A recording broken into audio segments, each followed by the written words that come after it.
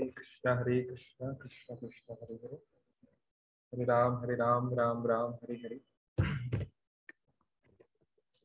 सभी का स्वागत है international society for Krishna consciousness, अंतर्राष्ट्रीय कृष्ण भावना प्रसंग कौन की ओर से। आज के ये बहुत ही शुभ दिन, the best day of the year, Radhashtami के ये पावन अवसर पर शुरुआत करने से पहले हम लोग संस्कृत में मंगलाचरण करेंगे। उमज्ञानतिमिरान्धस्य ज्ञानञ्जनशलाकया चक्षुरुन्मिलितं येन तस्मै श्रीगुरवे नमः। नमो विष्णुपादाय कृष्णपृष्ठाय भूतले श्रीमते भक्तिवेदान्त स्वामिनिति नामिने। नमस्ते सारस्वती देवे गौरवाणी प्रचारिणे निर्विशेष शून्यवादी पाश्चात्य देशतारिणे। वाञ्छाकल्पतरुभ्यश्च कृपासिन्धुभैव च पतितानां पावनेभ्यो वैष्णवेभ्यो नमो नमः। हे कृष्ण करुणा सिंधु दीनबंधो जगतपते गोपेश गोपिका कांत राधा कांत नमस्तुते। तप्त कांचन गौरांगी राधे वृंदावनेश्वरी वृषभानुसुते देवी प्रणमामि हरिप्रिये। जय श्री कृष्ण चैतन्य प्रभु नित्यानंद श्री अद्वैत गदाधर श्रीवासादि गौर भक्त वृंद। हरे कृष्ण कृष्ण कृष्ण हरे हरे, हरे राम राम राम हरे हरे।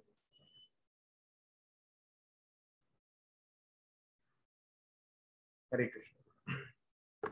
अभी आप जो देख रहे थे जो वीडियो, वो है रावल विलेज का, रावल गांव, जो कि गोकुल के बहुत पास में ही है, यमुना किनारे ही है, ऑलमोस्ट थोड़ा सा दूर है यमुना से। तो जो लोग वृंदावन गए हैं, ब्रज गए हैं, उन्होंने जरूर देखा होगा, और जो नहीं गए हैं वो आज प्रार्थना कर सकते हैं श्रीमती राधा रानी से कि जल्दी जल्दी उनको भी जाने का मौका मिले।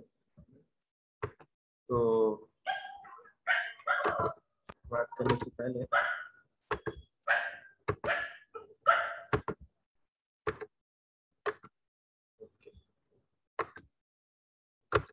तो हमने पिछली बार भी आप लोग को बताया था कि आज राधाष्टमी के दिन कम से कम हमको श्रीमती राधा रानी का प्रणाम मंत्र याद करना ही चाहिए। तो जो लोग याद कर लिए, उम्मीद करता हूँ 2 दिन पहले कुछ लोग याद करने का संकल्प लिए थे, तो जो नहीं किए वो अभी भी कर सकते हैं। अभी भी हमारे पास कुछ घंटे हैं, बहुत कठिन नहीं है। तो एक बार फिर से आपकी स्क्रीन पर आप देख सकते हैं, इंग्लिश में और देवनागरी में, हिंदी में। तप्त कांचन गौरांगी राधे वृंदावनेश्वरी वृषभानुसुते देवी प्रणमामि हरिप्रिये। तो प्रणमामि, मैं प्रणाम करता हूँ इनको जो हरि की प्रिय हैं, जो भगवान श्री कृष्ण की अति प्रिय हैं, जो तप्त कांचन, जिनका रंग जो है वो मोल्टन गोल्ड की तरह है, तप गर्म सोने की तरह है। सोना जब गर्म होके लिक्विड फॉर्म में आ जाता है, सॉलिड लिक्विड के बीच का मिक्स, उस कलर का कॉम्प्लेक्शन का उनका रंग है, उस तरह से वो गोरी है। और वो वृंदावन की ईश्वर हैं, उनके अंडर में सारा वृंदावन है, इंक्लूडिंग भगवान कृष्ण भी, और वो वृषभानु की प्रिय पुत्री है। तो उनको हम प्रणाम करते हैं। ठीक है। तो 2 दिन पहले हमने चर्चा किया था कि श्रीमती राधा रानी कौन है, उनका तत्व क्या है। क्या वो एक बस एक सुंदर दिखने वाली लड़की थी जिसने कृष्ण को मोहित कर लिया, या कुछ वो और है ना? तो हमने देखा था एकदम शॉर्ट में कि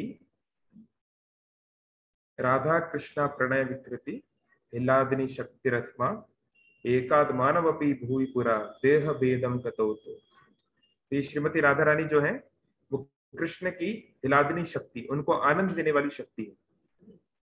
और जैसे सूर्य को सूर्य की किरणों से अलग नहीं किया जा सकता, ऐसे ही शक्तिमान को शक्ति से अलग नहीं किया जा सकता। शक्तिमान मतलब जिसके पास शक्ति है। तो भगवान शक्तिमान है, he is the supreme energetic because he has supreme energies. तो इसलिए राधा कृष्णा, सीता राम, लक्ष्मी नारायण, इनके अलग अलग अस्तित्व का कोई प्रश्न ही नहीं। इवन एक पुराण में श्रीमती राधा रानी कहती हैं एक सखी को कि सखी, कोई व्यक्ति अपने आप से विवाह नहीं कर सकता, one can not marry himself और हरसेल्फ, है ना। तो राधा कृष्ण एक ही है एक दृष्टि से। फिर भी राधा रानी जो है कृष्ण को कृष्ण की सेवा करना चाहती हैं और कृष्ण राधा रानी की सेवा करना चाहते हैं। ऐसा नहीं कि कृष्ण जो है बस वो सेवा लेते रहते हैं, बल्कि अक्सर उल्टा ही होता है। तो हम उनमें से कुछ चीजें आज देखने का प्रयास करेंगे। और कई बार जो लोग कंफ्यूजन करते हैं क्या श्रीमती राधा रानी कृष्ण की मामी है, तो हमने देखा कि वो जो रिलेशनशिप है वो महाभारत में, वो कर्ण की माँ का नाम भी राधा था। तो वो और ये एक बहुत दोनों अलग अलग पर्सनैलिटी है। और अभिमन्यु जो कि महाभारत में थे वो अलग हैं, और जो ब्रज में जो गोप हैं, महाभारत में जो अभिमन्यु वो क्षत्रिय है, अर्जुन के पुत्र हैं। यहाँ पे जो अभिमन्यु है वो गोप है, मतलब काउ प्रोटेक्टर, उनके पास लाखों लाखों गायें हैं। तो ये दोनों अलग अलग व्यक्ति हैं, तो उनमें कंफ्यूज नहीं होना चाहिए, है ना। और ऐसा भी नहीं है कि नंद महाराज और वृषभानु की पत्नी कीर्तिदा वो जो सगे भाई बहन थे, ऐसा भी नहीं है। तो हमने ये सब जो कई बार कुछ कुछ लोग आजकल बहुत सारे लोग नॉवेल्स और क्या क्या लिखने लगे हैं, जिसमें वो अपना एक अलग ढंग से पेश करना चाहते हैं। आप अलग ढंग से पेश करना चाहते हैं, आप नया स्टोरी लिखो ना, पर जो हिस्टोरिकल फैक्ट है उसको आप चेंज नहीं कर सकते। तो हिस्टोरिकल फैक्ट वही है। हम कैसे जानते हैं कि कृष्ण नाम का कोई व्यक्ति है, राधा नाम की कोई व्यक्ति है? ये शास्त्र से पता चलता है। अगर शास्त्र नहीं होंगे तो कोई कैसे जान सकता है? तो इसलिए इन चीजों में स्पेकुलेशन जो है वो हमको सही मार्ग से दूर ले जाएगा। तो एटलीस्ट डिवोटीज को स्क्रिप्चर्स के अलावा ये जो खासकर जो मॉडर्न राइटर्स अपने तरीके से लिखते हैं, या बहुत सारे सीरियल्स में जिस तरीके से प्रेजेंट किया जाता है, उससे बहुत सावधान रहने की जरूरत है।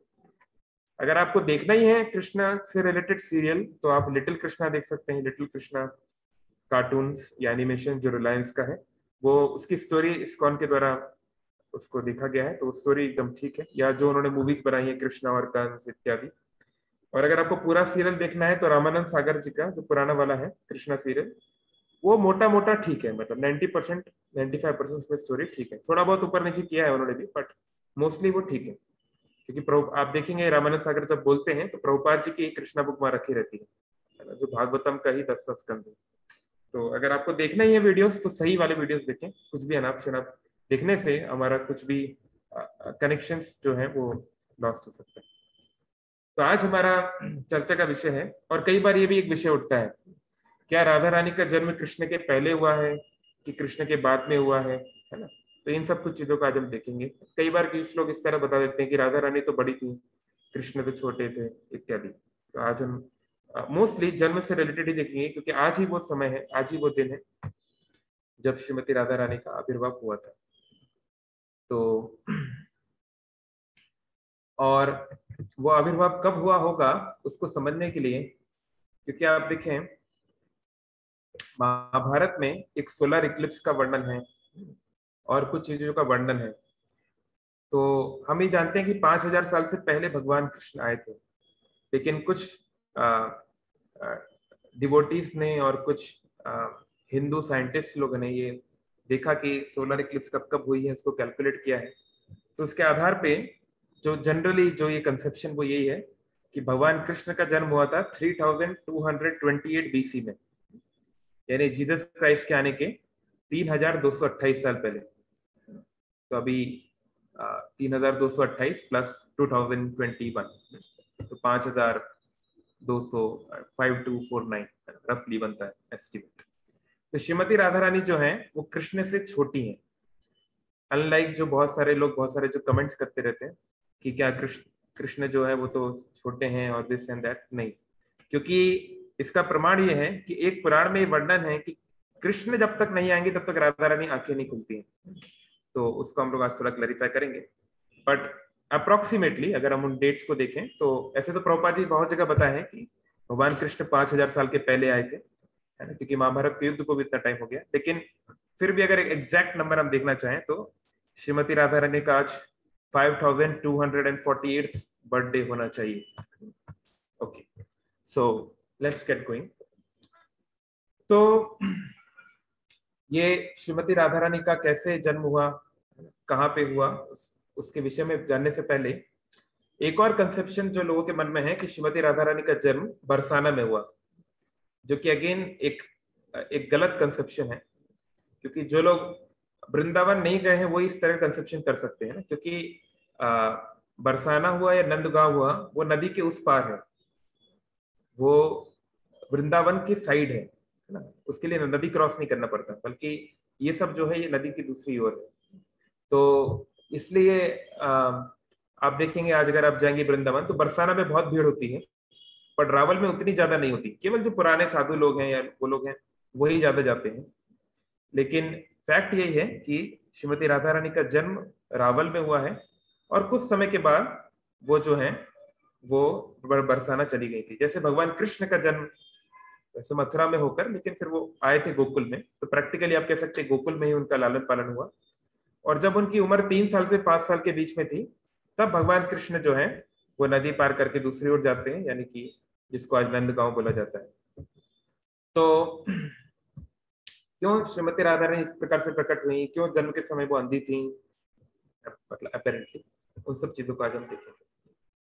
तो ये सतयुग की बात है कि एक बहुत ही प्रभावी राजकुमार थे जिनका नाम था सुचारू। तो वो सुचारू बहुत अच्छे अच्छे जो उनके अंदर गुण थे, ऐसा लगता था कि साक्षात देवता ही मनुष्य के शरीर में आए हैं। तो उनके माता पिता उनसे बहुत प्रसन्न थे, और जब उनकी उम्र सही उम्र आ गई तो उनके माता पिता ने उनका विवाह एक राजकुमारी जिसका नाम था कलावती, उनसे वो संबंध उन्होंने निश्चित कर दिया। तो जब नया नया विवाह होता है तो सामान्य तौर पे सामान्य लोग, हम लोग संसार में क्या करते हैं, हम लोग जो है स्विट्जरलैंड जाना चाहते हैं, हनीमून बनाना चाहते हैं इत्यादि। तो व्यक्ति एंजॉय करना चाहता है, बहुत नेचुरल है। लेकिन कलावती और सुचारू जो है वो एकदम अलग प्रकार के व्यक्ति थे। तो इन्होंने जैसे ही इनका विवाह हुआ, दोनों वन में जाके क्योंकि ये तो सतयुग का समय है, उस समय तो तपस्या करनी पड़ती थी। हमारी तरह आसान नहीं था भक्ति करना, अभी हमारे लिए आसान है बहुत भक्ति करना। केवल भगवान का नाम जप करने से हम भक्ति कर सकते हैं, बट सतयुग में बहुत मेहनत है। तो दोनों जाके वो है कठोर तपस्या करने लगे, कठोर व्रत करने लगे। बहुत समय तक कठोर तपस्या करने के बाद वो भगवान ब्रह्मा को प्रसन्न किए, और ब्रह्मा जी उनके पास आए। तो ब्रह्मा जी ने पूछा, क्या चाहते हैं आप दोनों, इतने युवा हैं आप लोग, इस युवा अवस्था में आप लोग ये तपस्या कर रहे हैं, क्या चाहते हो आप? तो उन्होंने कहा कि हम कुछ और नहीं चाहते, बस यही चाहते हैं कि भगवान की जो नित्य पार्षद हैं, भगवान की जो नित्य संगिनी है लक्ष्मी देवी, वो लक्ष्मी देवी को हम पुत्री के रूप में चाहते हैं। तो ब्रह्मा जी एकदम स्तब्ध हो गए, क्योंकि सामान्य तौर पे जब कोई देवी देवताओं के पास, इवन भगवान के पास भी जाता है, तो एक बहुत लंबी लिस्ट लेके जाता है। सावन सोमवार का व्रत हम इसलिए करते हैं ताकि हमको एक सुंदर पत्नी या सुंदर पति मिले, कुछ और इसलिए करते हैं, स्वास्थ्य के लिए करते हैं, परिवार के लिए करते हैं, बहुत सारे सांसारिक इच्छाओं के लिए करते हैं। लेकिन इन लोगों ने ब्रह्मा जी को पाने के बाद, उनको बुलाने के बाद क्या बोला कि लक्ष्मी देवी को हम पुत्री के रूप में प्राप्त करें। तो ब्रह्मा जी बहुत प्रसन्न हुए, बहुत प्रसन्न हुए। बोले लक्ष्मी देवी को क्या, हम लक्ष्मी देवी की जो ओरिजिनल, जो उनका मुख्य उनका जो प्रकृति है, ये जो उनका जो मुख्य फॉर्म है, जो स्वयंभू जो फॉर्म है, वो हम उनको हम उनसे निवेदन करेंगे कि वो आपकी पुत्री के रूप में आए। तो यही जो सुचारू और कलावती जो हैं, ये इस गोप कुल में जो है इनका जन्म हुआ एस वृषभानु और कीर्तिदा। और पिछली बार भी हमने आपको बताया था कि एक्चुअली कीर्तिदा और वृषभानु की विवाह में नंद महाराज का योगदान रहा, क्योंकि वृषभानु और नंद महाराज पहले से अच्छे मित्र थे, और नंद महाराज के प्रयास से दोनों का विवाह हुआ। तो दोनों का विवाह हो गया, और विवाह के बाद उनका बहुत सुंदर बालक भी हुआ जिसका नाम है श्रीदाम। तो श्रीदाम बहुत सुंदर बालक था, लेकिन दोनों के मन में एक इच्छा थी कि हमारी एक बालिका होनी चाहिए, और बालिका ना होने के कारण दोनों थोड़े दुखी थे। तो ये भी एक मैसेज, कई बार जो है लोग इस तरह सोचते हैं कि क्या लड़के लड़की में भेद है वैदिक कल्चर में, इस प्रकार से। तो ये सब जो है, ये सब मॉडर्न पिछले 200 300 400 सालों में जो चीजें कलयुग में धर्म में घुस चुकी हैं, चाहे जातिवाद की बात हो, चाहे सती प्रथा, बहुत सारी चीजें जो कि ओरिजिनल चीजों से बहुत अलग है। तो एनीवे, तो वहां इनकी इच्छा हुई कि हाँ हमारा पुत्र तो है, ठीक है, श्रीराम बहुत अच्छा बालक भी है, लेकिन हमारी एक पुत्री होती तो बहुत अच्छा रहता। तो पुत्री की बहुत उनको कामना थी, लेकिन जो भी है भगवान विष्णु जो करेंगे उस प्रकार से भरोसा करते हुए वो इंतजार कर रहे थे कि कभी ना कभी तो जरूर होगा। तो एक दिन वृषभानु, आज जो रावल गांव है वहां से यमुना थोड़ा दूर है, करीब 1.5 किलोमीटर दूर है, 2 किलोमीटर। लेकिन उस जमाने में, आज से 5,000 साल पूर्व, वो यमुना नदी पूरे रावल गांव से लगते हुए जाती थी। आज जो मंदिर है, लाडली लाल का जो मंदिर है, आपको दिखा देते हैं। हो सकता है कि आपने बहुत सारे लोग देखे हो पहले, क्योंकि ये जो विग्रह है ऐसा केवल केवल और केवल रावल में ही है।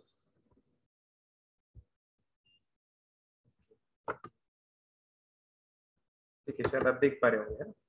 तो ये जो आप विग्रह देख रहे हैं, तो श्रीमती राधा रानी छोटी सी बच्ची की तरह है, और ये ना वो खड़ी हैं और ना वो बैठी हैं, वो क्रॉल कर रही हैं। क्रॉल मतलब जैसे छोटे बच्चे जो घुटनों के बल चलते हैं ना, तो उस बल वो चल रही है। तो ऐसा एक ही विग्रह सारे संसार में है, रावल में। बहुत ही सुंदर विग्रह है, उसका कोई पैरेलल नहीं है इस तरह का, बहुत ही स्वीट। और वो जगह है, तो आप लोग जरूर, सब लोग जब भी जाएंगे वृंदावन तो जरूर इस स्थान को देखना है। तो यही आज जो मंदिर है जो रावल में, उसी जगह पे वृषभानु महाराज का महल था। महल यानी कि वो वैश्यों के राजा थे वहां के, उनके पास 11 लाख गाय थी, तो बहुत समृद्ध व्यक्ति थे। लेकिन वो एक क्षत्रिय राजा नहीं थे, उनकी कोई बहुत बड़ी सेना वेना नहीं थी, लेकिन वो इस प्रकार से लीडर थे। तो वहां उनका महल था, और महल के पास में ही वहां पे एक छोटा सा घाट था जहां पे यमुना नदी का प्रवाह होता था। तो सुबह सुबह, जो कि वैदिक कल्चर में बहुत महत्वपूर्ण बात है ना, ब्रह्म मुहूर्त में सुबह सुबह सूर्योदय के पहले वृषभानु महाराज जाते हैं और वहां यमुना के किनारे वो स्नान करने की तैयारी कर रहे हैं। तो ये जो मंथ चल रहा है, अभी जो महीना चल रहा है, इसको बोलते हैं भद्रपाद, या ये भाद्र का, या भाद्र का महीना। तो ये भाद्र का, या भाद्र का ये जो महीना चल रहा है, ये बारिश का दूसरा महीना होता है। क्या वैदिक कल्चर में 6 ऋतुएं होती हैं, 6 सीजन्स। तो आज के जमाने में अनफॉर्चुनेटली इवन इंडिया में भी 6 सीजन्स बहुत मुश्किल है। कहीं किसी ऐसी जगह पे हो सकते हैं जो थोड़ा सा शहरों से दूर हो, लेकिन अब तो मुख्य रूप से सर्दी, गर्मी और बरसात, 3 ही मुख्यतः बचा है। बसंत ऋतु, नहीं तो ऑटम, ये सब तो बहुत कम हो गया है। लेकिन फिर भी कुछ जो जगहों पे अपन इसको ऑब्जर्व कर सकते हैं। लेकिन ये तो इंडस्ट्रियलाइजेशन ये सब होने के पहले 6 ऋतुएं थी भारत में। इसलिए भारत की ये खूबसूरती थी कि हर ऋतु 2 महीने चलती थी, और एक साल में आपको 6 प्रकार के अलग अलग सीजन्स देखने को मिलते थे। तो ये जो भाद्र का महीना है, ये बारिश का दूसरा महीना है, यानी कि पीक। कल ही यहाँ भुवनेश्वर में बहुत तेज पानी गिरा, कोई बता रहा है 60 साल 70 साल से ऐसा पानी नहीं गिरा है, बड़ा रिकॉर्ड टूट गया। तो ऐसे ही बहुत तेज बारिश हो रही थी वहां पर, हुई थी, और यमुना जो है बहुत फुल फ्लो में थी, बहुत चौड़ी, बहुत तेज, बहुत सारा पानी है, अर्ज बहुत सारा, उनका फोर्स भी था। तो एनीवे वृषभानु महाराज ने तो अपना स्नान करना था, तो स्नान करने के लिए जा रहे थे। तो जब स्नान करने के लिए जा रहे थे तो देखा एक बहुत कुछ चमकती हुई चीज दिखाई दे रही है, बहुत सुंदर चमकती हुई चीज। तो थोड़ा पास जाने लगे, तो थोड़ा पास जाके देखा कि एक 1000 पेटल का एक लोटस है, यानी एक ऐसा कमल का फूल जिसमें 1000 पंखुड़ियां हैं, बहुत बड़ा, और वो सोने के भांति चमक रहा है। और उसके बीच में एक बहुत ही सुंदर एक लड़की जो है वो बैठी हुई है, मानो जैसे कि कोई बास्केट में उसको रख दिया, इस प्रकार से। तो वृषभानु को बहुत आश्चर्य हुआ, होना भी चाहिए।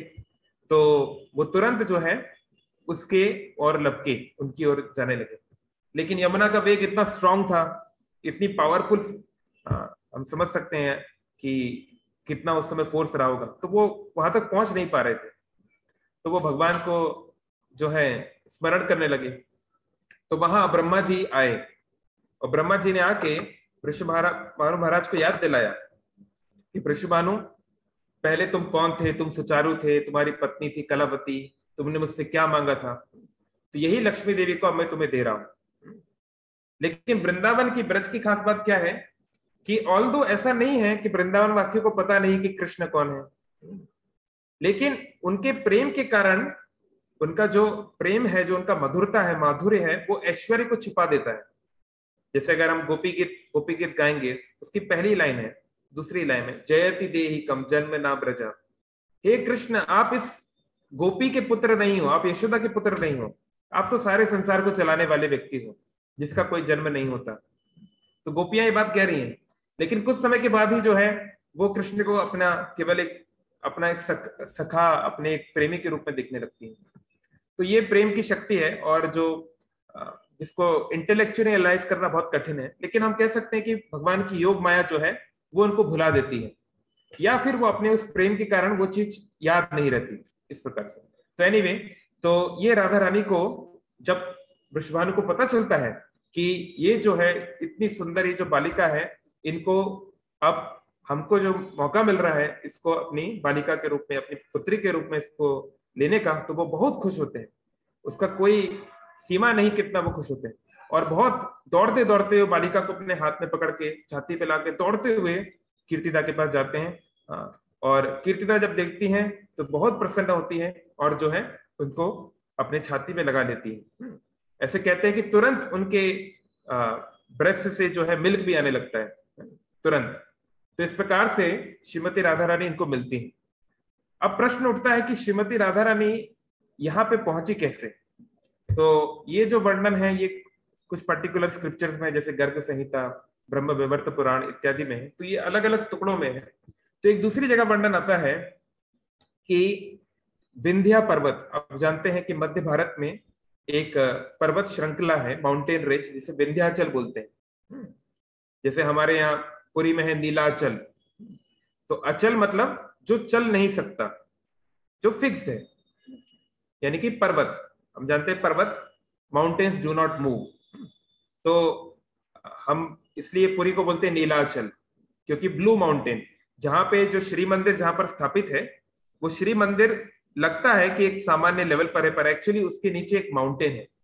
अब ये सतयुग में भगवान जगन्नाथ आए थे, लाखों लाखों साल बीत गए हैं, तो अब वो जो है वो विजिबल नहीं है, लेकिन वो ब्लू माउंटेन के ऊपर वो मंदिर है। तो इसी प्रकार से ये जो विंध्याचल है, ये विंध्य पर्वत, विंध्य नाम के एक व्यक्ति हैं जो इस पर्वत के अधिष्ठायी देव है, प्रीडोमिनेटिंग डीटी। जैसे मान लीजिए गंगा, तो गंगा जो है वो तो जल के रूप में है ना? तो लेकिन फिर हम क्यों बोलते हैं गंगा देवी, जल को देवी क्यों बोलते हैं? तो हमें समझना चाहिए कि गंगा देवी एक व्यक्ति है जो अपनी कृपा, अपनी शक्ति जो है जल के रूप में सामान्य जन के, सामान्य लोगों के कल्याण के लिए उस प्रकार से वो अपनी कृपा को दे रही है ना? तो ऐसे ही विंध्य जो है एक व्यक्ति है जो इस पूरे पर्वत के जो है कंट्रोलर है, ईश्वर है। तो विंध्य पर्वत के मन में ये बात आई कि उनका जो भाई है या उनके जो परिवार के हैं हिमालय, तो आलय मतलब होता है स्थान, जैसे पुस्तकालय, पुस्तकालय मतलब जहां पे पुस्तकें रहती हैं। तो हिमालय, हिम मतलब आइस, तो हम जानते हैं कि हिमालय, हिमालय की पुत्री कौन है? बहुत फेमस हिमालय की पुत्री का क्या नाम है? हिमालय की पुत्री है पार्वती। पार्वती नाम से पता चल रहा है, पर्वत की पुत्री पार्वती। तो पार्वती का हम जानते हैं कि विवाह जो हुआ भगवान शिव से हुआ, बहुत ही जबरदस्त तरीके से विवाह हुआ है ना, जिसमें सारे देवी देवता आए, भगवान विष्णु स्वयं आए, उन्होंने सारा अरेंजमेंट किया, ब्रह्मा जी जो है यज्ञ किए, तो बहुत धूमधाम से हुआ और हिमालय का नाम जो है चारों तरफ फैल गया। तो विंध्या को लगा कि हिमालय की तो इतना गुणगान लोग कर रहे हैं, थोड़ा हमारे बारे में भी लोग को सोचना चाहिए कि है ना, हमारे को तो कोई देख ही नहीं रहा है। तो उन्होंने निश्चित किया कि मैं भगवान विष्णु की आराधना करूंगा, कि मैं भगवान विष्णु की आराधना करूंगा, कि जो है मुझे इससे कुछ और बढ़कर चाहिए। तो यानी भगवान विष्णु की वो आराधना करने लगे, बहुत समय तक तीव्र कठोर तपस्या करने लगे। तो बहुत हजारों हजारों साल के बाद भगवान विष्णु जो है प्रकट हुए। तो बोले विंध्य क्या चाहते हो आप? तो विंध्य बोले कि मेरे मित्र हिमालय की पुत्री का विवाह भगवान शिव से हुआ है, बहुत अच्छी बात है, लेकिन मैं चाहता हूं मेरी ऐसी पुत्री हो जिसका पति भगवान शिव से भी बढ़ के होना चाहिए, ऐसा मेरे को वरदान आप दीजिए। तो भगवान विष्णु ने सोचा कि देखो, अब भगवान शिव से बढ़कर तो मैं ही हो सकता हूँ एक, और तो कोई नहीं हो सकता, और तो कोई देवी देवता नहीं, तो कोई संसार का व्यक्ति नहीं हो सकता। तो ठीक है, मैं ही अपनी जो अर्धांगिनी है, मेरी जो नित्य शक्ति है, उनको आपको अपनी पुत्री के रूप में मैं आपको उनको जन्म देने का अवसर दूंगा। तो विंध्याचल बहुत प्रसन्न हो गए। फिर एक सही समय आने पर उनके घर में जो है दो बच्ची, ट्विन सिस्टर्स, उनकी पत्नी के गर्भ में थी। और जब उनका जन्म हुआ तो विंध्य पर्वत बहुत खुश थे। उन्होंने बहुत बड़ा एक आयोजन किया, बहुत सारे ब्राह्मणों को बुलाया।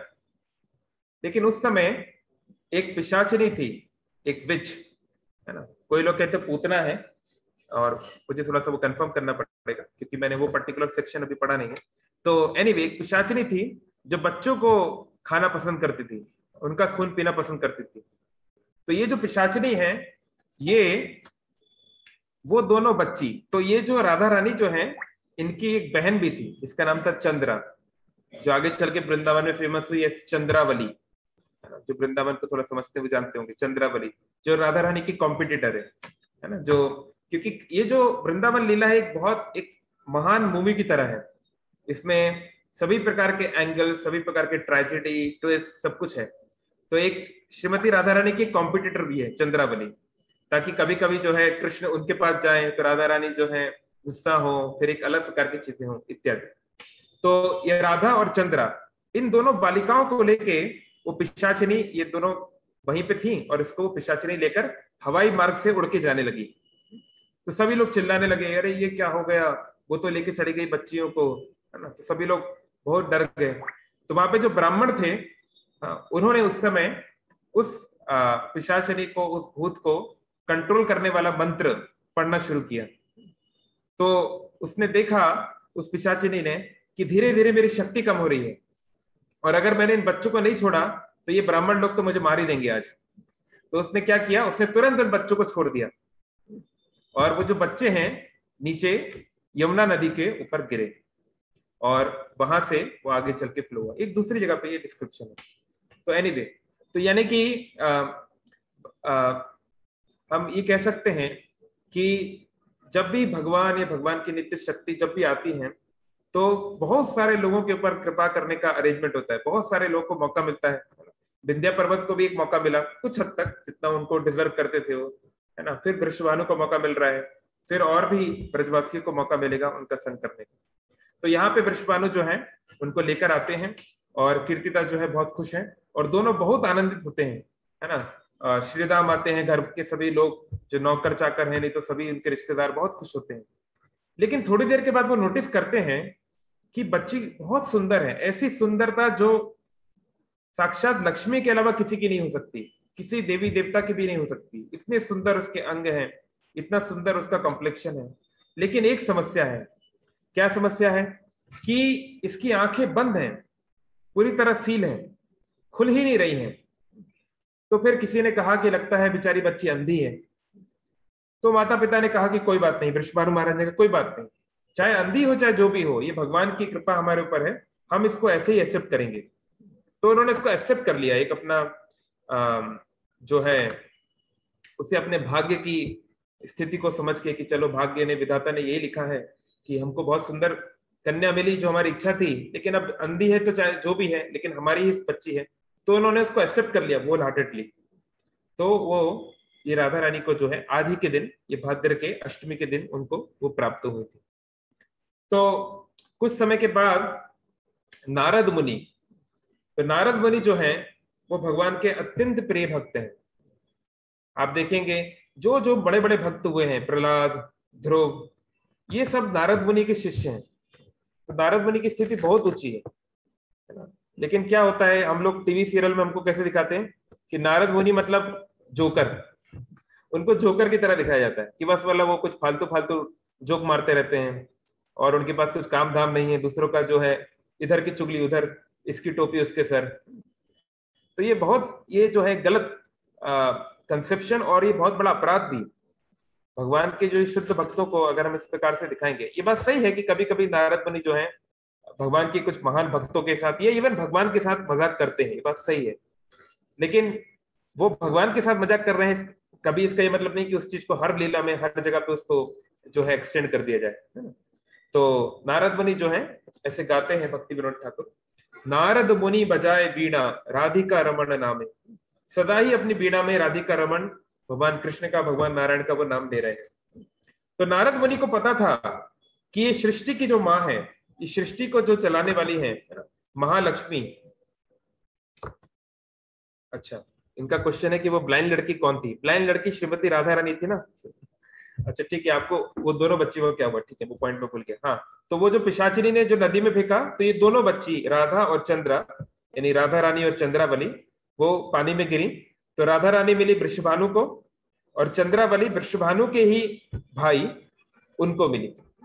तो सांसारिक दृष्टि से राधा और चंद्रा जो है वो कजन सिस्टर्स हैं, लेकिन प्रैक्टिकली वो सिस्टर्स ही हैं, ठीक है। तो ये राधा रानी को उन्होंने प्राप्त कर लिया, दोनों ने, वृषभानु ने और कीर्तिदा ने। और हालांकि वो अंधी लग रही थी बाहरी दृष्टि से, लेकिन उन्होंने उसको एक्सेप्ट कर लिया। तो एनीवे, तो नारद मुनि वहां पे आते हैं, और नारद मुनि देख रहे हैं कि ये वो नक्षत्र है, वो समय है जब श्री कृष्ण की नित्य संगनी श्रीमती राधा रानी का संसार में आने का टाइम हो गया है, ये समय आ चुका है। तो नारद मुनि ढूंढ रहे हैं कहाँ वो जगह है। मेरी कैलकुलेशन के अनुसार तो इधर ही कहीं उनका जन्म होना चाहिए, इधर ही कहीं वो होनी चाहिए। तो नारद मुनि देख रहे हैं, तो वृषभानु का महल उनको दिखाई दिया, तो वृषभानु के महल में गए। अब नारद मुनि को तो सारी दुनिया जानती है, नारद मुनि को वेलकम किया, वृषभानु बहुत प्रसन्न हुए, उनको आदर के सहित बैठाया, है ना। उनको जो भी है, आजकल तो हम लोग चाय कॉफी देते हैं उन्होंने चाय कॉफी नहीं दिया, उन्होंने उनको अर्घ्य दिया, यानी उनको लैंप दिया, बैठने का स्थान दिया, जल दिया इत्यादि, उनके पैर धुए इत्यादि। तो फिर नारद मुनि बोले, अच्छा ठीक है, आपके परिवार में कौन कौन है, मुझे सबसे मिलवाइए। तो वृषभानु महाराज ने फिर अपनी पत्नी को लाए, कीर्तिदा को लाए, और अपने पुत्र श्रीदाम को लाए। तो श्रीदाम को नारद मुनि ने आशीर्वाद दिया, उनको, उनके लिए प्रार्थना की भगवान से। तो फिर जो है नारद मुनि और थोड़ा वेट कर रहे थे, उनको लगा था और कोई आएगा, लेकिन और कोई नहीं आ रहा था। तो नारद मुनि ने बोला बस इतने ही है। तो वृषभानु ने कहा हाँ, हमारे परिवार में इतने ही है। तो नारद मुनि बड़े दुखी हो गए, उनको लगा कि शायद मैं सही तरीके से कैलकुलेट नहीं कर पाया, पता नहीं कहाँ पे राधा रानी का जन्म कहाँ हुआ है, मैं उनके दर्शन नहीं कर पा रहा हूँ। तो बड़े दुखी थे, पर अब क्या करेंगे, जाना तो पड़ेगा ही। तो दुखी मन से वो घर के बाहर निकलने लगे। तो घर के बाहर जा ही रहे थे, तो वृषभानु समझ गए कि नारद मुनि प्रसन्न नहीं है। तो बोले कि महाराज थोड़ा बैठिए, एक्चुअली हमारी एक पुत्री भी है, लेकिन हम उसको आपके पास इसलिए नहीं लाना चाहते थे क्योंकि वो अभी जो है ऐसा प्रतीत होता है कि वो अंधी है, उसकी कोई आंखें नहीं है, आंखें खुलती नहीं है। तो इस कारण से हम लोग थोड़ा दुखी हैं, और हम लोग नहीं चाहते थे कि हम आपको भी दुखी करें, इस कारण से हमने उनको आपके पास नहीं लाया। तो नारद मुनि का कोई दिक्कत नहीं है, आप उनको लेकर आइए। तो नारद मुनि बहुत प्रसन्न हो गए, और जब कीर्तिदा ने जो बालिका है राधा रानी को नारद मुनि के हाथ में दिया, नारद मुनि को बहुत प्रसन्नता हुई। जो उनके जो इष्ट देव हैं श्री राधा कृष्ण, उनके बाल्य रूप को उनको देखने का ही ना केवल, बल्कि उनके चरणों को पकड़ने का, उनके शरीर को पकड़ने का मौका मिला है। तो नारद मुनि बहुत आनंदित हुए, लेकिन अपने आप को थोड़ा वो कंट्रोल कर रहे थे, क्योंकि ज्यादा बोलेंगे तो उनको पता चल जाएगा कि ये क्या है। तो बोल रहे थे बहुत अच्छी आपकी बच्ची है, और चिंता मत करो, इसकी सभी समस्याएं हल हो जाएंगी, क्योंकि ये सारी दुनिया का उद्धार करने के लिए आई है, तो इसका तो उद्धार होना ही है, आप चिंता मत करो। तो वो लोग बोले कैसे, क्या करना होगा? तो नारद मुनि ने क्या कहा, उन्होंने कहा कि ठीक है, ऐसा करिए, मैं एक आपको युक्ति बता रहा हूं, मैं आपको एक ट्रिक बता रहा हूं, आपको एक विशेष अधिष्ठान, एक विदेश पूजा करने के लिए बोल रहा हूं, आप वो करेंगे तो सब ठीक हो जाएगा। तो वृषभानु महाराज ने हाँ बोला, बताइए बताइए क्या करना होगा। तो वृषभानु महाराज ने बोला, आप एक भोज रखिए, आप एक लंच फीस्ट रखिए, और उस फीस्ट में आपको जो है बहुत सारे लोग को न्योता देना है। तो उन्होंने बता दिया, आप बहुत सारे लोग, लेकिन नंद महाराज आपके जो मित्र हैं उनको सपरिवार आपको बुलाना है, वो सपरिवार आने चाहिए। तो उन्होंने कहा ठीक है। फिर नारद मुनि ने जो है कि इनको ज्यादा उस पर शक ना हो कि क्यों उनको बुलाया जा रहा है, तो बहुत सारी चीजें और घुमाने फिराने की बोल दी। हाँ, आपको इतना नारियल लाना है, ये करना है ना, हाथी लाना है, ये घोड़े लाना है, बहुत कुछ, बहुत सारा चीज उन्होंने लिस्ट लिखवा दी। तो जो सब लोग जो है उस काम में लग गए, घर के सभी लोग अलग अलग कामों में लग गए, सामान को जुटाने में लग गए। तो नारद मुनि बहुत खुश हुए कि उनकी सेवा हो गई, और उन्होंने जो वो हमेशा काम करते आए हैं, है ना, भगवान और भगवान की शक्ति को मिलाने का काम उन्होंने शुरू कर दिया। तो बहुत खुश हो गए, तो उन्होंने वहां से अपनी विदा ली। तो यहाँ पे सब लोग अरेंजमेंट कर रहे हैं, ये बड़ी फीस्ट करनी है, बहुत सारे जो लोग आएंगे, ब्रज के अलग अलग लोग आएंगे, है ना, सबके लिए तैयारी हो रही है। तो न्योता गया, नंद महाराज को गया, यशोदा माई को गया, और भगवान कृष्ण को गया। मतलब भगवान कृष्ण उस समय छोटे से बालक थे, तो यशोदा माई के साथ भगवान कृष्ण भी आएंगे। तो वो लोग भी अपने अपनी बैलगाड़ियों में सब लोग आने लगे। तो फिर जब ये तो बात थी सुबह, सुबह की बात थी, वो सुबह आए थे, तो दोपहर में फीस्ट होनी थी। तो जब दोपहर का समय आने लगा, तो सब लोग जो है इकट्ठे होके सब लोग एक दूसरे को बधाई दे रहे थे, है ना। यशोदा माई जो है कीर्तिदा को बधाई दे रही थी, कीर्तिदा यशोदा माई को बधाई दे रही थी। तो उस समय कृष्ण जो है वो छोटे से बालक थे। कृष्ण की उम्र 11 महीने के आसपास, या 1 साल के आसपास, है ना, उम्र है 1 साल 15 दिन। तो छोटे से बालक थे। तो कृष्ण जो है वो चुपचाप क्रॉल करते हुए, चुपचाप घुटनों के बल चलते हुए अंदर रूम में चले गए। तो वहां पे श्रीमती राधा रानी, आपने देखा होगा, एक फेमस फोटोग्राफ है ना, हमने लास्ट टाइम जो बनाया था पोस्टर, उसमें भी आपने देखा होगा कि, तो वहां पे श्रीमती राधा रानी जो है वो एक पालना में, एक झूलने में वो उनको लिटाया गया था, जैसे छोटे बच्चों को लिटाया जाता है। तो श्री कृष्ण की खासियत क्या है कि ना केवल श्री कृष्ण का सौंदर्य बहुत अद्भुत है, परंतु श्री कृष्ण के जो कुछ भी है, उनका शरीर से जो सुगंध निकलता है, उनके शरीर से जो तेज निकलता है, वो सब यूनिक है, अलौकिक है, उसका कोई कंपैरिजन नहीं है। तो ये तो श्रीमती राधा रानी श्री कृष्ण की जो है नित्य संगिनी है, तो वो तो जानती हैं कि कृष्ण कौन आ गया है। तो अब वो समय आ रहा है जब श्रीमती राधा रानी जो है अब अपनी आंखें खोलने वाली है। तो प्रश्न उठता है कि ऐसा क्यों हुआ, क्यों श्रीमती राधा रानी ने इस तरह किया, क्यों इतने सारे लोगों को परेशान किया, क्या जरूरत थी। तो इसके लिए दोबारा एक दूसरे पुराण में वर्णन आता है कि ऐसा क्यों हुआ। तो भगवान बोलते भी हैं, गीता में भी बोलते हैं कि वो कब कब आते हैं, किस किस काम के लिए आते हैं, है ना। आप जानते हैं, परित्राणाय साधूनाम विनाशाय दुष्कृताम धर्म संस्थापनार्थाय इत्यादि। तो भगवान कृष्ण ब्रह्मा जी के एक दिन में एक बार आते हैं, यानी हर द्वापर युग में भगवान कृष्ण नहीं आते, 1000 द्वापर युगों में एक बार आते हैं दिन में।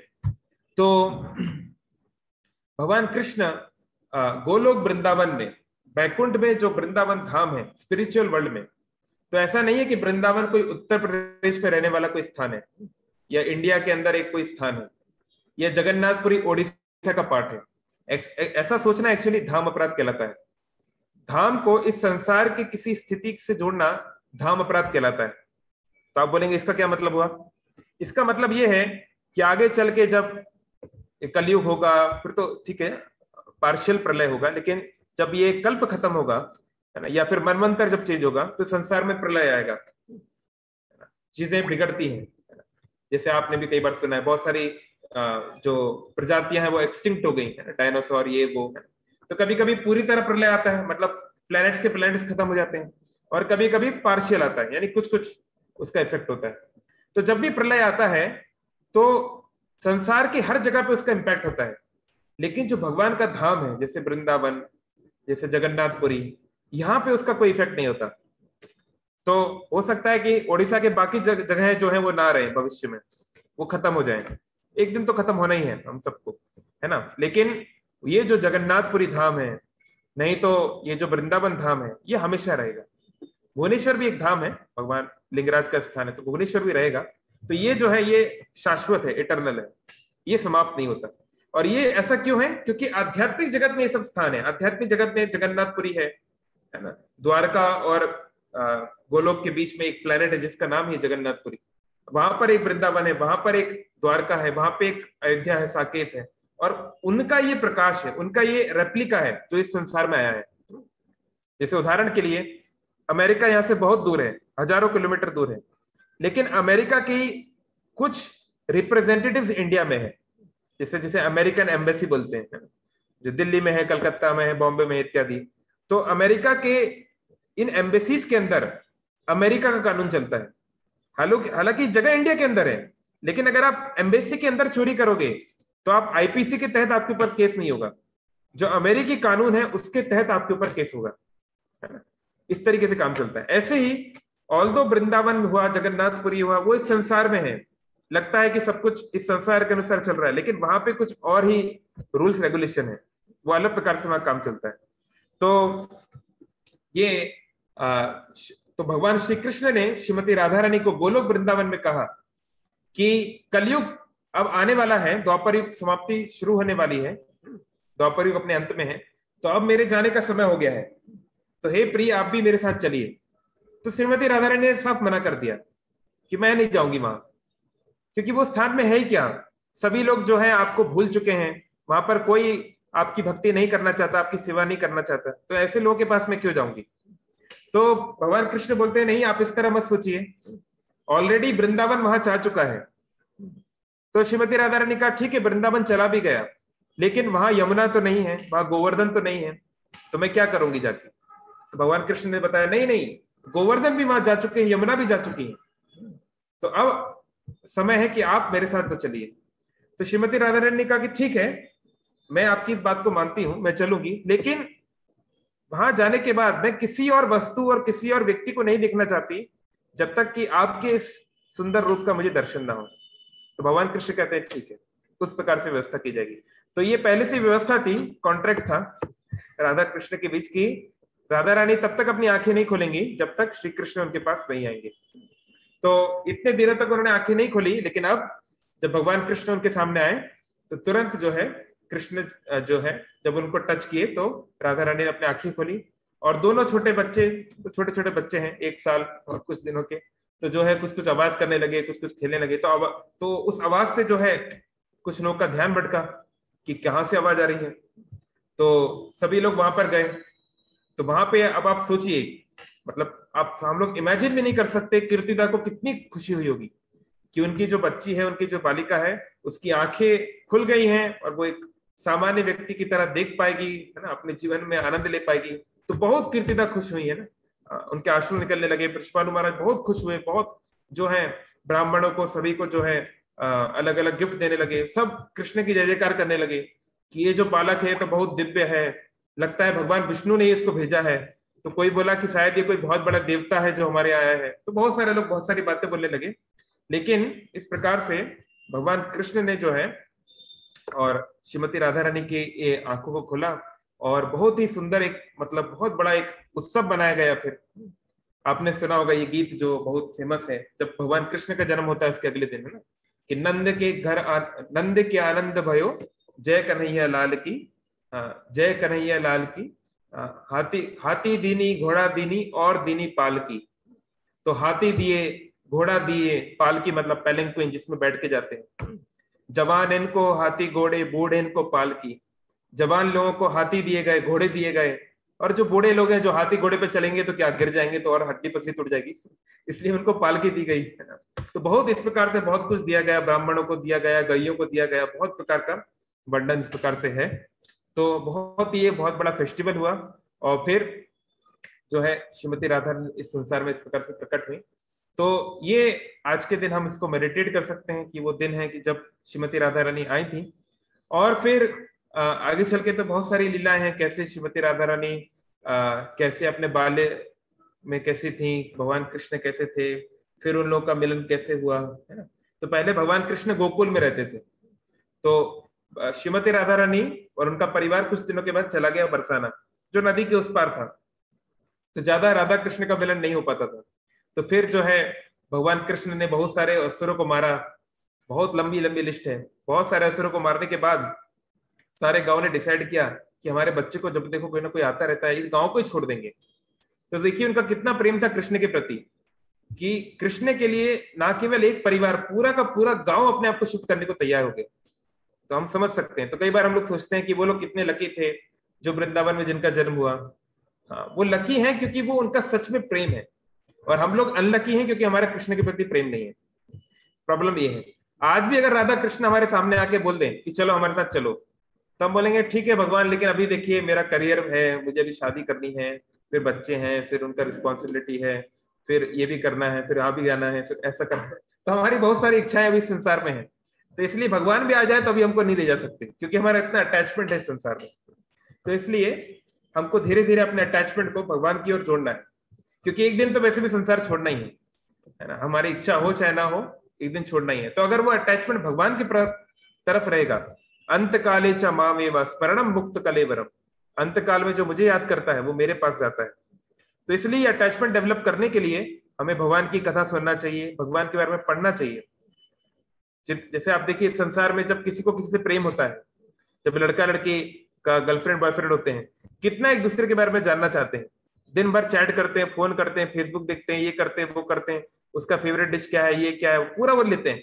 तो इससे क्या है, जितना संबंध प्रगाढ़ होता है उतना इंटरेक्शन में आनंद आता है। तो ऐसे जितना हम कृष्ण को जानेंगे, है ना, कृष्ण के भक्तों को जानेंगे, उतना हमारा कृष्ण का नाम लेने में, कृष्ण को दर्शन करने में, कृष्ण की सेवा करने में हमें आनंद आएगा। और जितना हम उनको नहीं जान पाएंगे तो फिर संबंध तत्व क्लियर नहीं होने से हम कितना भी कीर्तन सुनते रहे, हम कितना भी जो है भगवान के दर्शन कर लें, उस प्रकार का फर्क नहीं आ पाएगा। इसलिए श्रवणम कीर्तनम विष्णु, पहले श्रवण फिर कीर्तन, भगवान के बारे में सुनना जरूरी है। ऐसे बोला गया आचार्यों के द्वारा कि श्रवण क्या है, वो श्रीमती राधा रानी की तरह है और कीर्तन श्री कृष्ण की तरह है। तो बिना राधा रानी की कृपा के कृष्ण नहीं मिल सकते। तो जब तक हम कृष्ण के बारे में सुनेंगे नहीं, कीर्तन में वो आनंद नहीं आएगा, जब करने में वो आनंद नहीं आएगा। इसलिए हमको खासकर जो भगवान के जो शुद्ध भक्त हैं, हमारे को भगवान की कृपा है कि शील प्रभुपाद जैसे शुद्ध भक्त उन्होंने हमें को भेजे हैं। तो प्रभुपाद जी के जो बड़े शिष्य हैं उन सबका हम सुन सकते हैं, तो उससे हमको बहुत हमारा भगवान से ये जुड़ेगा। तो ये तो है आज का मुख्य कि कैसे श्रीमती राधा रानी का जन्म हुआ। तो और बोलने को बहुत कुछ है, लेकिन ऑलरेडी टाइम होने वाला है। तो अगर किसी का कोई प्रश्न है, कोई कमेंट है तो बोल सकते हैं, और अगर टाइम रहेगा तो बाद में एक आध कुछ हम पास्ट टेंस बोल सकते हैं छोटे बचपन के, लेकिन मोस्टली जन्म से रिलेटेड मोटा मोटा यही है जो हुआ था। तो किसी का कोई क्वेश्चन, कोई कमेंट?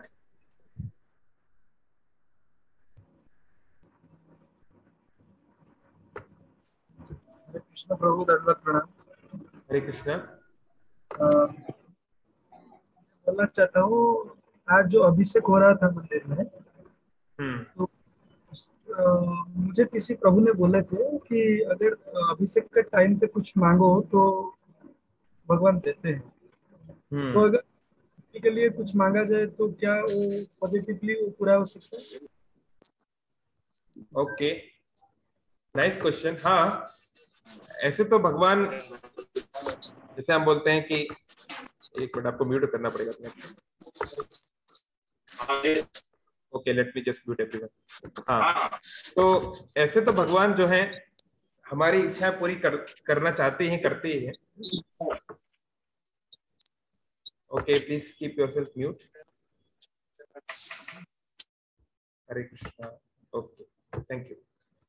तो लेकिन कुछ खास अवसरों पे भगवान ज्यादा कृपालु होते हैं। जैसे मान लीजिए, हो सकता है कि आपका नेचर बहुत गिविंग है, आप दूसरों का केयर करते हैं, लेकिन जिस दिन आपका बर्थडे है, या मान लीजिए जिस दिन आपके परिवार में किसी का जन्म हुआ है, या मान लीजिए आपकी मैरिज एनिवर्सरी है, ये कुछ अच्छा आपके यहाँ हुआ है, तो उस दिन आप एक अच्छे मूड में और ज्यादा होते हैं, नहीं तो आप और ज्यादा देना चाहते हैं।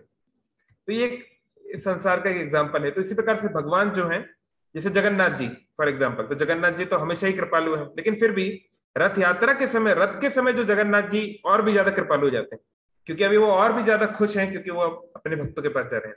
तो हाँ, ये बात सही है कि अभिषेक जब हो रहा है तो भगवान अपने भक्तों के साथ देख रहे हैं कि भक्त लोग उनका सेवा कर रहे हैं और भक्त लोग उनका नाम ले रहे हैं, तो उनको अच्छा लगता है।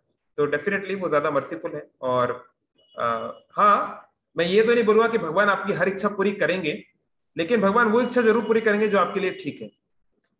जैसे मान लीजिए मैं अपनी मम्मी के पास जाऊं, बोलूं मम्मी मम्मी मुझे एक पेंसिल चाहिए, तो मम्मी वहां तुरंत हाँ ले लो पेंसिल, क्योंकि इनको मालूम है पेंसिल का इसको सदुपयोग करेगा, पढ़ाई करेगा। लेकिन अगर मैं बोलूं कि मम्मी मम्मी मुझे चॉकलेट चाहिए, तो जरूरी नहीं कि मम्मी इसको दिलाई दें, हो सकता है दिला दें, हो सकता है ना दिलाएं, क्योंकि अगर पहली चॉकलेट खा रहे हो तो दिला देंगी, लेकिन ज्यादा चॉकलेट खाऊंगा तो मेरा नुकसान हो जाएगा। तो इसलिए जैसे अंग्रेजी में कहावत है ना, the Lord gives us enough rope to tie to make a knot but not enough to hang ourselves.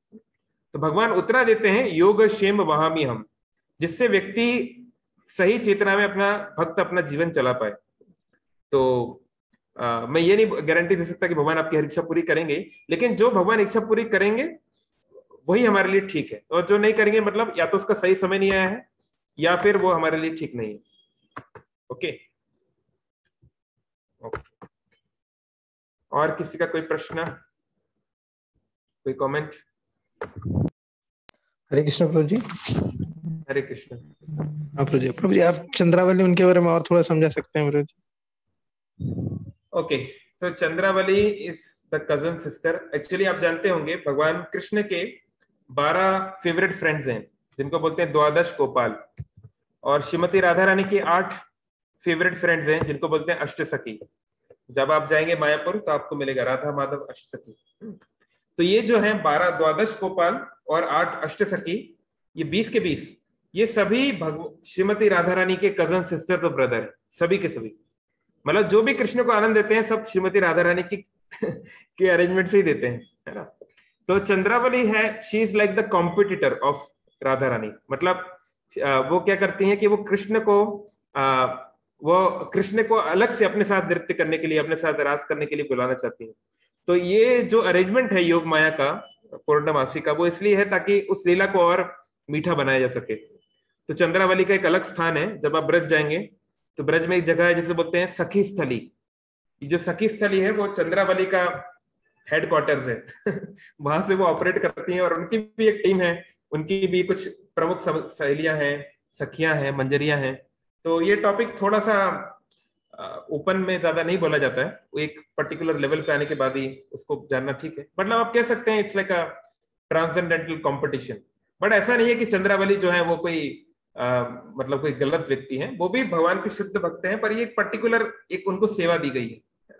थोड़ी मुश्किल सेवा है, खड़ूस वाली सेवा है, लेकिन ये जरूरी है उस लीला को आगे बढ़ाने के लिए।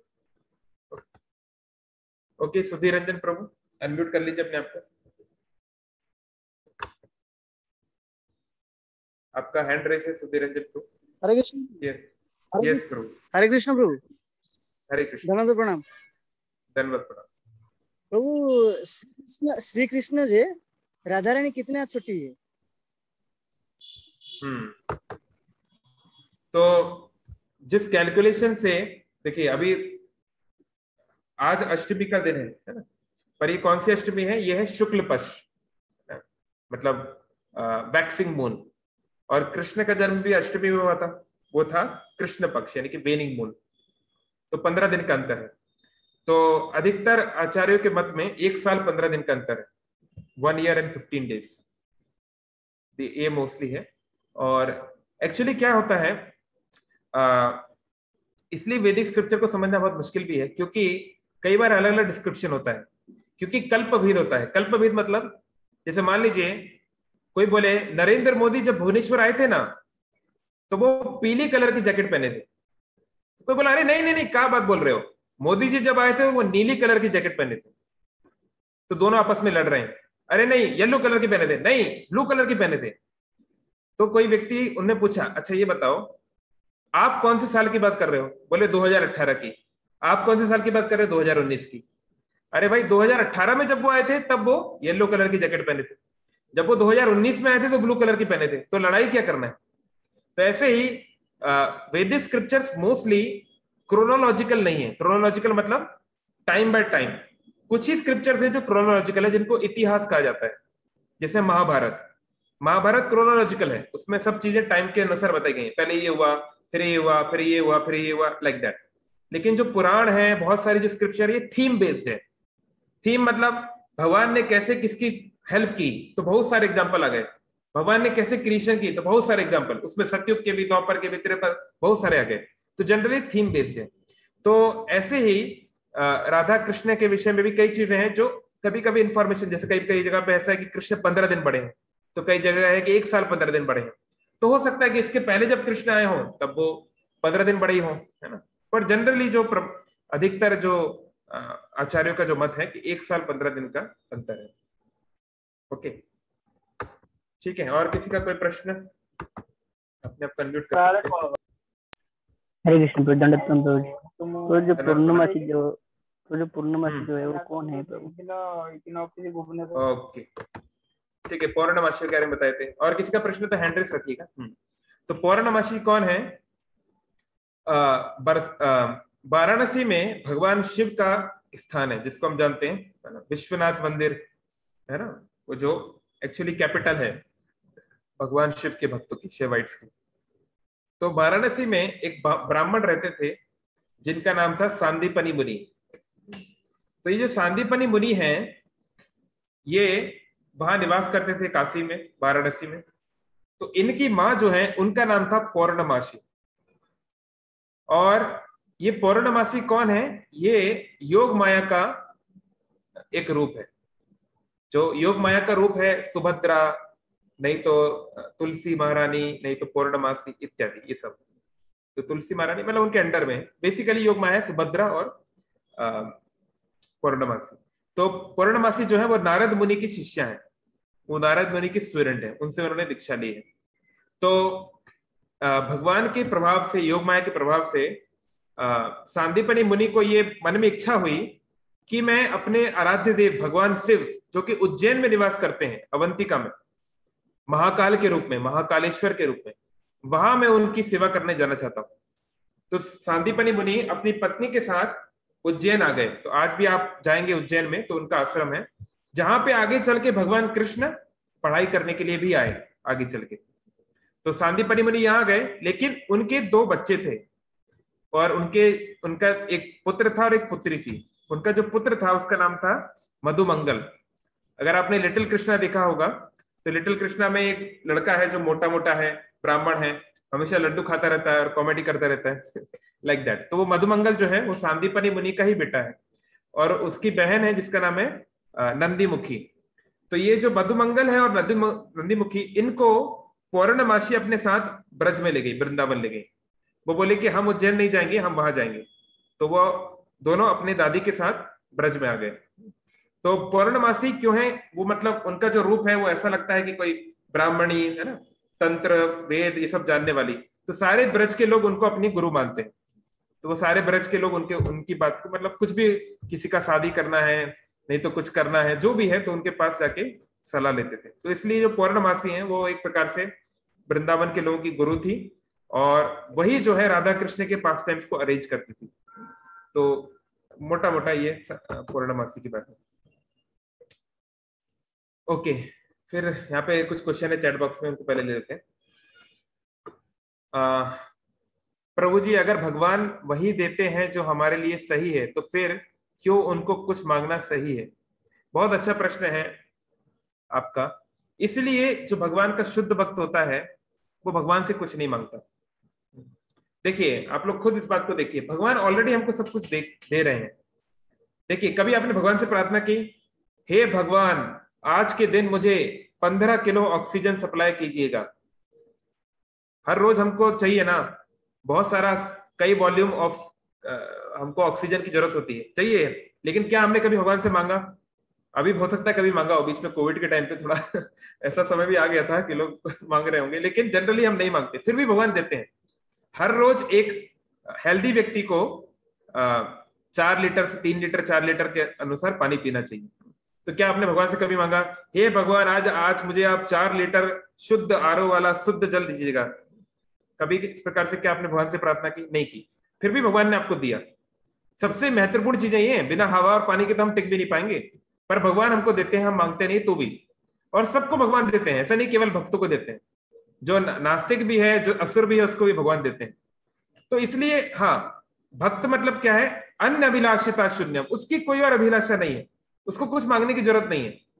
उसकी केवल एक इच्छा है, मम जन्मनी जन्मनीश्वरे भवतात भक्ति रहे तो कि हे भगवान, मैं आपके चरणों में निवास करूं, आपका संग मुझे मिले, आपकी सेवा मिले, बस, और कुछ नहीं चाहिए, और कोई अभिलाषा नहीं होनी चाहिए। पर ये जो है ये बहुत ऊंचे स्तर की भक्ति है, और हो सकता है कि हम लोग इसे हमेशा ना कर पाए।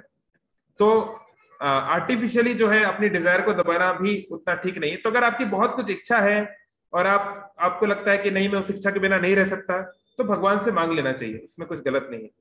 लेकिन हम लोग क्या करते हैं, हम भगवान की जगह बहुत सारे देवी देवताओं के पास, नहीं तो कोई ज्योतिष बाबा, तांत्रिक, चाचा चाची, बहुत लोग के पास चले जाते हैं।